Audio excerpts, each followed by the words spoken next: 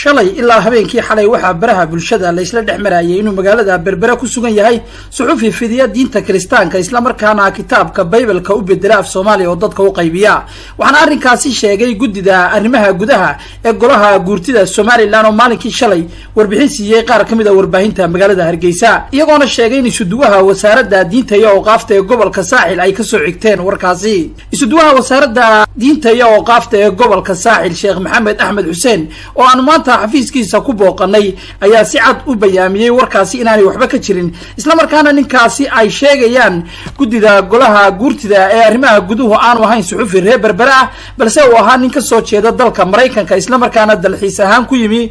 gudaha Soomaaliland iyo magaalada Berbera kaasi oo fidinayay diinta kiristaanka isla markaana qaybinayay buugaag ay ku qoran tahay Kitaabul Quduus waxaanu sheegay suduwo arrintaasi inay si faqaldan u gudbiyeen xubnaha golaha guurtida arrinkaasi ka hadlayay Bismillahir Rahmanir Rahim Alhamdulillah Rabbil Alamin Summa salatu wassalamu ala Rasulillah sallallahu alayhi wasallam maanta way taariikhdu tahay 24 bisha taariikhda miilaadiga bisha 6 2019 24keedii taariikhda hijriguna ay tahay 12 bishawaal sanada 1440 halkan joogno wax xafiiska wasaaradda diinta iyo awqaafta gobolka Saaxil waxa halkan uu soo booqday suxufiyiinta ka howlgala gobolka Saaxil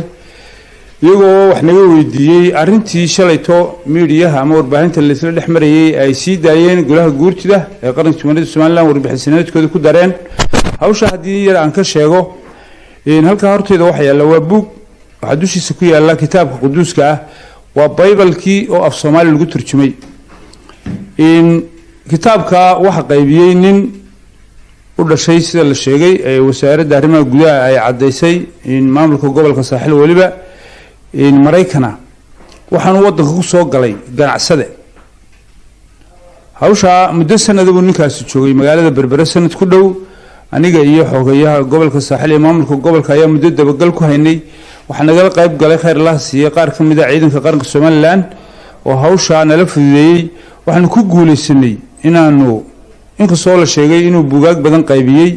say dadka qaar noo sheegan wali laakiin aan xogti rasmiyeed ku daba jiro inuu buugaag badan qaybiyay kaasaan ku guuleysanay marka inaanu qabanno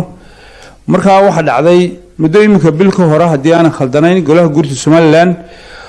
in xogaal noqoshada dalka markii ay ku marayeen gobolada dalka gobolka Saaxil qaybtii timi ayaa maalintii kitaabka buuga ay nagu wareejisay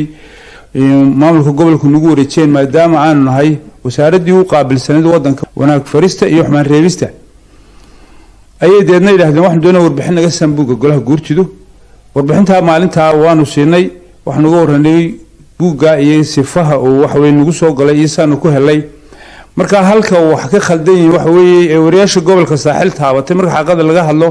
ilaa xal ilaa shil la soo weydiinay ninku suxufi baha ninku ma ahay suxufi Somalilanderna ma ahay Soomaalina ma ahay nin muslim waxa ninki buuga kiristaanka afidinaya waxa waana Bible-ka oo Soomaali ku turjuman dhalashadiisuna Mareykan bay la sheegay sida ay sheegeen maamulka gobolka sheegay ninkaas inuu wadanka ka baxay wadanka laga saaray kadib baan anagu waxa weeyaan hawsha markaan buuga helay intii kalena waan ku daba jiraa kulay rag baan la shaqeynayay khayr Allah siiyo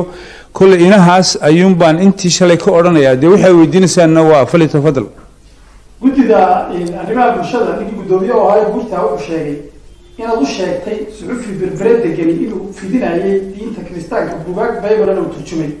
arrintaasi aaday baraha bulshada iyo xalay loo hadlayay maxaad ku kala gareynaysaa sheegaysaa ninkaasi inaanu ahayn nin suxufi Berbera waxa weeyaan waan ku arkay qudhaydu wax baraha bulshada oo waan ka arkay Facebook-ga fariimo badan oo la iga soo diray oo la yiraahdo wasaaradda diinta iyo awqaafta warka sheegay ninkaasi ma ahayn suxufi waxa weeyaan in cadeyntiisa waxaan ku cadeynaynaa waxa hadda ka hor u yeeray muddo imika laga joogo dhowr bilood maamulka gobolka u yeeray waraysi bay la yeesheen abku wuxuu waxaan ay ganacsade milix iyo waxban ka shaqeynaya laakiin wali hawsha ma bilaabin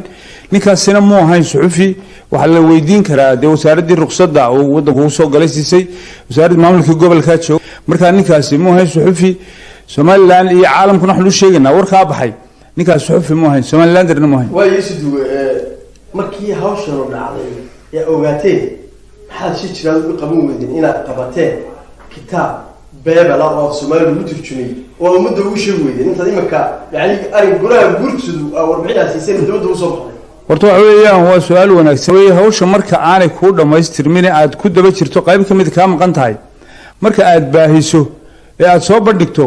cid kasta oo marka hawsha ay kaaga jirtay waxa weey daboolka laga saaray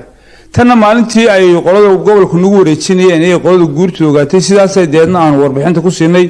wasiirkayga waan ogeysay wasiirku wuxuu leeyahay la shukr cala alwaajib waa shaqadaadii aad u igmanayd waanad ku mahadsan tahay marka sidaas ayaanu ku haynay wax weey buuga tagala guurtu waxay nagu codsanayaan siino marka waxaanu dee haysanay inaan isku difaacno hadda marka laga weydiiyo cadeynta marka saasaan ugu diidnaan ku hayn marka gudoomiyaha arrimaha bulshada golaha guurtu waxaad leedahay warkii uu sheegay si ka qaldan uu sheego aan si sax ah aad ugu gudbisaan ninkaasi suxufi ma hayn ha ma hayn ninkaasi suxufi Somaliland ma hayn